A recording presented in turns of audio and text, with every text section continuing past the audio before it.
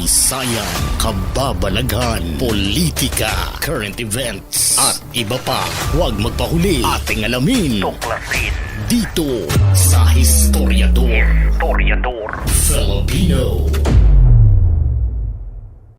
Hindi may pagkakailang ramdam na ng buong mundo ang epekto ng giyera sa Middle East dahil sa biglang paglobo ng presyo ng gasolina at isa na ang Pilipinas sa labis na naapektuhan nito. Mabuti na lang at nagawa pa ng pamahalaang makapag-angkat ng langis sa Russia para maproseso dito sa Pilipinas at nang makaabot ang supply ng langis sa ating bansa hanggang sa buwan ng Hunyo. Sana lang ay may makukuhanan pa ang Pilipinas ng panibagong supply ng langis bago pa man dumating ang Hunyo para masigurong may magagamit pa ang mga Pilipinong motorista sa araw-araw na lakad papunta sa trabaho at kung saan man. Lalo pa ngayong mukhang walang klaro na matitigil ang giyera dahil sa pagmamatigas ng Iran na ibigay ang mga hinihiling ng Estados Unidos para tuluyan na nilang itigil ang pagpulbos sa Tehran.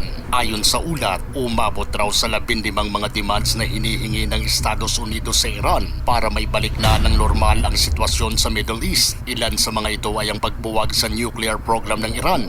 Labis ang pagkabahala ng Israel dito dahil naniniwala sila na talagang gumagawa ang Iran ng armas nuclear para gamitin laban sa kanila. Noon pa man ay lumabas na sa bibig ng ilang opisyal ng Iran na gugunawin raw nila umano sa mapa ang Israel pagdating ng tamang panahon, kaya kahit hindi man tumulong ang Estados Unidos ay paniguradong pipigilan talaga ng Israel ang Iran na makapagpatuloy ng kanilang nuclear program. Hinihiling rin ng Estados Unidos na muling buksan ang Strait of Hormuz para sa global oil trade, pagtigil sa pag-atake ng Iran sa mga tinatarget nilang mga bansa sa Gulf region, pagtigil sa pagsuporta sa mga grupo kagaya ng Hezbollah at Houthis, at ilan pang mga demand ng Estados Unidos na ayon naman sa Iran ay hindi nila kayang matanggap. Gusto rin nila ng kanilang sariling terms at ayaw nilang dinidigdahan umano sila. Ilan sa mga terms na hinihiling ng Iran ay ang pagbayad ng Estados Unidos ng danyos sa kanilang ginawang pag-atake. Hindi rin sila sang-ayon sa hinihingi ng Estados Unidos na itigil ang kanilang nuclear program, kaya sa madaling salita ay wala silang napagkasunduan. Sa loob ng 30 days ay malaki na ang naging pinsala sa Iran ng Estados Unidos, bunga ng kanilang pag-target sa mga barkong pandigma nito, air defense system at missile at drone facilities. Pero nagugulat rin ang Estados Unidos sa tila hindi nauubos na supply ng drones at missiles na ginagamit ng Iran laban sa kanilang mga targets. Madaling araw ng Martes, March 31, 2026 oras sa Iran, muli na namang binira ng Estados Unidos gamit ang bunker buster na bomba ang pinaniniwalaan nilang tambakan ng mga missiles at drones ng Iran sa isang lokasyon sa lugar ng Isfahan. Muli na namang naglabas ng pahayag ang spokesperson ng White House at binalaan ng Iran. One way or another, Iran will no longer have the credible ability to threaten the United States or our allies, which is, of course, the overall objective and mission the president set out when he launched Operation Epic Fury.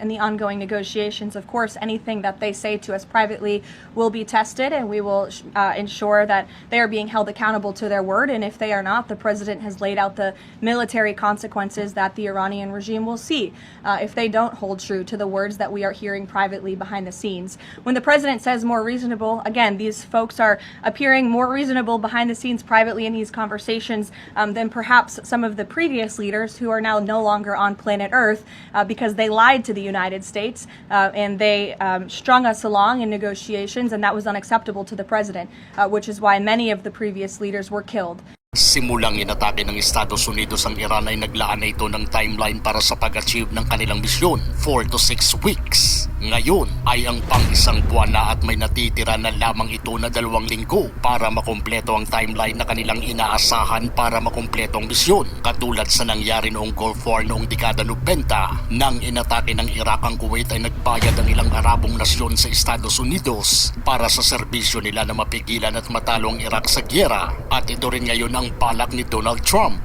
Back during the Persian Gulf War, 1990-1991, Arab countries paid for the vast majority of the cost of the war. Kuwait, Saudi Arabia, the UAE. Who's paying for the cost of this war? Will those Arab countries step up to do just that?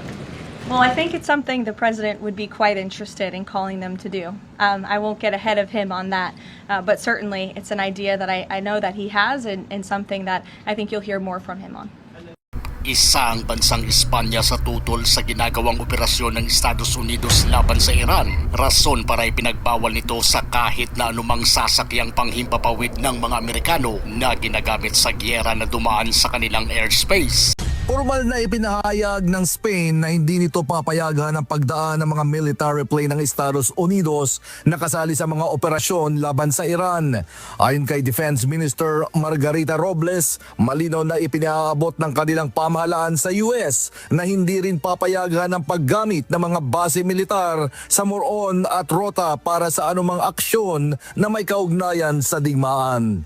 En primer momento se le trasladó clarísimamente al ejército americano y a las fuerzas americanas y por lo tanto ni se autorizan las bases y por supuesto tampoco se autoriza la utilización del espacio aéreo español para actuaciones que tengan que ver con la guerra en Irán. Sa pinakahuling papala ng Iran na bibirahin nila ang mga eskwelahan at mga bahay ng mga opisyal ng military ng Estados Unidos na nakabase sa military base sa Middle East. Pero mapa hanggang ngayon ay wala pa namang naiulat na may nangyari ng ganito kahit na may mga peking balita ng lumalabas na nagsagawa na ang Iran ng pag-atake sa mga sinasabi nilang targets pero palaging walang resibo. Pero kapag Amerikanong gumawa nito ay palaging nauuna kagad sa pag-post sa kanyang social media account ang presidente mismo na si Donald Trump. Ano pa kaya ang magagamit ng mga missiles at drones ng Iran kung iniisa-isa na itong pinababagsakan ng mga Amerikano sa bawat ma-identify nila na lugar kung saan ito nakatambak?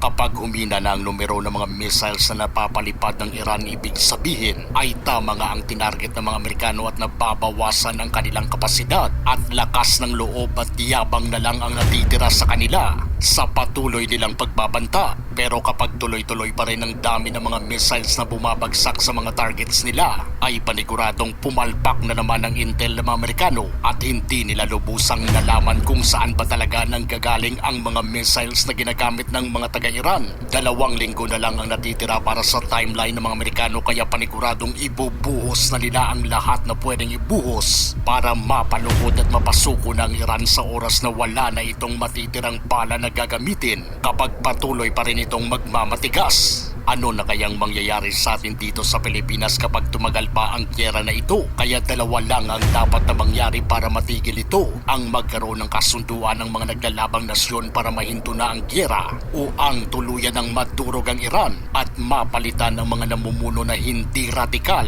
at walang ambisyong magkaroon ng armas nuklear. Ikaw, ano ang mas gusto mo?